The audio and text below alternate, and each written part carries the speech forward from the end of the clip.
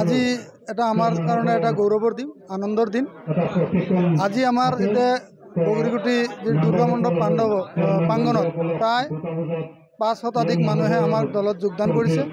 তারে পৰা BPFৰ আৰু বিভিন্ন দলৰ সংগঠনৰ পৰা মানুহ আহি আমাৰ দলত আকোৱালি লৈছে। আমাৰ দলৰ আদৰ্শ নীতি ভাল পাই কেনে সকলোৱে আহি যোগদান কৰাৰ কাৰণে আপোনালোকৰ চেনেলৰ মাধ্যমত সকলোকে মই ধন্যবাদ জ্ঞাপন কৰিছোঁ।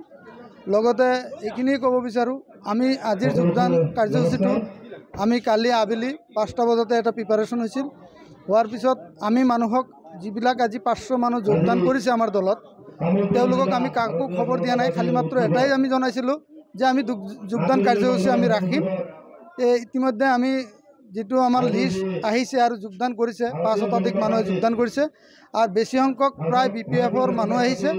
আজি ক'বলৈ গ'লে আজি আমাৰ নাগৰিজুলি সমষ্টিৰ অধীনত প্ৰায় BPF 0 বুলি ক'ব লাগে আৰু বহুতো অন্য দলৰ পৰা আহিছে। আমাৰ ভাল লাগিছে আৰু অনাগত দিনত এটা ভাল এটা পৰিৱেশ সৃষ্টি হ'ব আৰু এনেকুৱা কাৰ্যসূচী আমি আজি প্ৰথম ল'লোঁ আৰু অনাগত সময়ত আমি প্ৰতিখন BCDC পৰ্যায়লৈকে আমি যোগদান ল'ম। আমাৰ লগত এনেকুৱা মানুহ যোগদান কৰিবলৈ আমাক জনাই আছে আৰু কিছু মাইনৰিটিৰ মানুহ আমাৰ লগত যোগাযোগত আছে।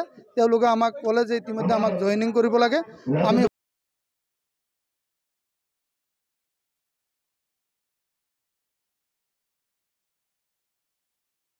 নিশ্চিতভাৱে বিজেপিৰ প্ৰাৰ্থীগৰাকী বিজয় সাব্যস্ত কৰিব, তাত কোনো ধৰণৰ আমাৰ সন্দেহ নাই। মুখ্যমন্ত্ৰী মহোদয় মই নাগৰিজুলি বুলি নকওঁ, সামগ্ৰিকভাৱে তামোলপুৰ জিলাখনৰ প্ৰতি এক বেলেগ মৰম এটা আছে আৰু তেখেতৰ মৰম আৰু তেখেতৰ আঁচনিয়ে তামোলপুৰৰ প্ৰত্যেকজন মানুহৰ অন্তৰ চুবলৈ সক্ষম হৈছে। বিশেষকৈ নাগৰিজুলিৰ কথাটোৱে কওঁ যে বহুদিনীয়া দাবী যে বাল্টিৰ ওপৰত এখন দলং হ'ব লাগে, মটঙাৰ ওপৰত এখন দলং হ'ব লাগে। আজি এখন কাউলীৰ সভাত মুখ্যমন্ত্ৰী মহোদয় আহে, তাত তেখেতে ঘোষণা কৰে। পৰৱৰ্তী সময়ত এই দলং নিৰ্মাণ কাৰ্য সকলো কাম সমাপন হয়।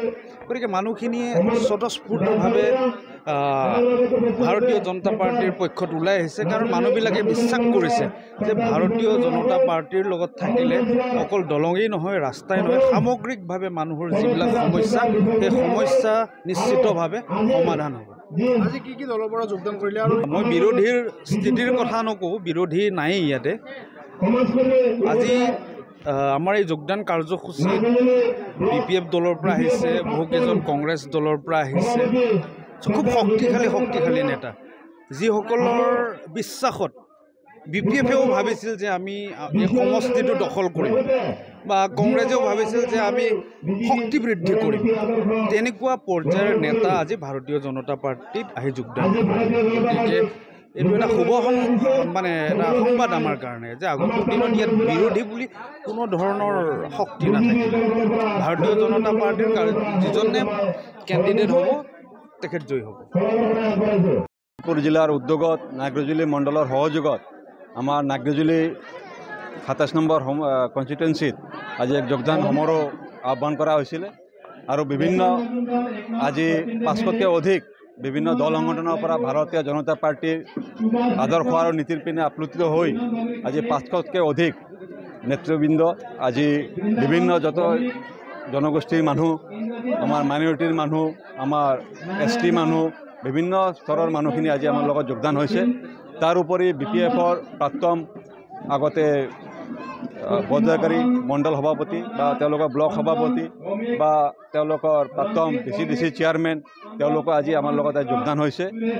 শিক্ষা অনুষ্ঠানৰ পৰা অহা ৰিটায়াৰ হোৱা বিভিন্ন শিক্ষক বহুকেইজন, তেওঁলোকে আজি আমাৰ লগত যোগদান হৈছে। আৰু আমাৰ এই যোগদান কাৰ্যসূচী এটা বস্তুৱে প্ৰমাণ কৰিছে, যিহেতু নাগৰিজুলি সমষ্টিত প্ৰথমবাৰ 2015 চনত বিজেপিৰ বীজ ৰোপণ কৰা হৈছিলে আৰু গৈ 10 বছৰত নাগৰিজুলি সমষ্টিত বিজেপি অধিক শক্তিশালী হৈছে। আৰু এইসকল আজি আমাৰ দাদা ভাইসকল যোগদান কৰাই বিজেপিৰ শক্তি নাগৰিজুলিত আৰু দুগুণ হ'ব, এয়া আমি আশা ৰাখিছোঁ। আৰু যিহেতু বিভিন্ন স্তৰৰ বিভিন্ন জাতি জনগোষ্ঠীৰ মানুহ আজি যোগদান কৰিছে, আমি সবকা সাথ সবকা বিকাশ বুলি কওঁ।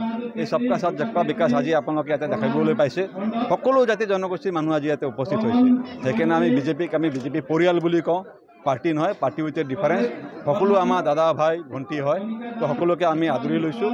আগন্তুক দিনত তেওঁলোকে আমাৰ বিজেপিৰ হৈ যি আমাৰ দলীয় কাজকৰ্মটো তেওঁলোকক আমি নিয়োগ কৰিম, তেওঁলোককো দায়িত্ব দিয়া হ'ব। তো তেনেকুৱাকৈ আমাৰ নাগ্ৰিজুলি সমষ্টিৰ পৰাই আমি এইটো ক'ব বিচাৰিছোঁ যে গোটেই বিটিআৰ অঞ্চলতে এনেকুৱা যোগদান কাৰ্যসূচী চলিব আৰু সবকেইটা সমষ্টি আমি এবাৰ জিতিব পৰাকৈ পৰিৱেশত অনাৰ আমি চেষ্টা কৰি আছোঁ।